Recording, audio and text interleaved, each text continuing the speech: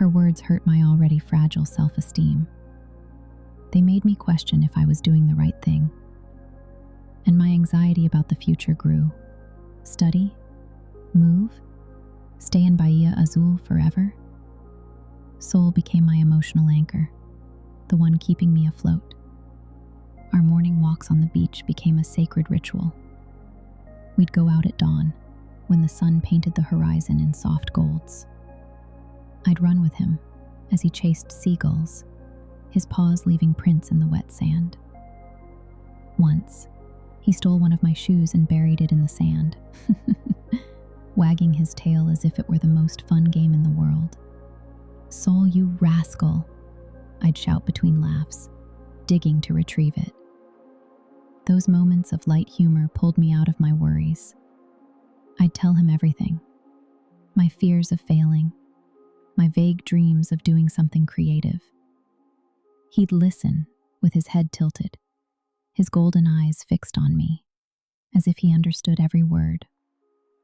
On one of those walks, in the park near the beach, I met Clara. She was a retired veterinarian, walking her own dog, an old Labrador named Max. We crossed paths several times until one day she approached. "Your dog is beautiful," she said with a warm smile. "You can tell you love him a lot." Talking to her was like finding an adoptive mother. She taught me tricks for caring for Sol, how to brush him, what foods to avoid. "Animals teach us more than we imagine," she told me. She encouraged me to explore my passion for them, suggesting online courses on animal care. Clara became my mentor, someone I could talk to without judgment. But the moment I remember most is that night, at the end of the first year. I'd argued with my mother.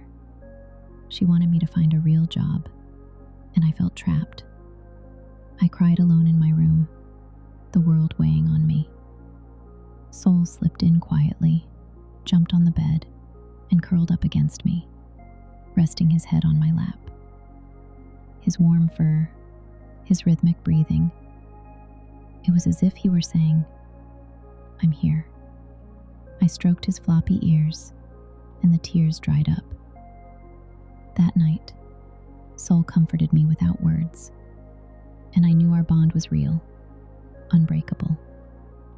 You've been listening to Lilith Sanctum. Until next time.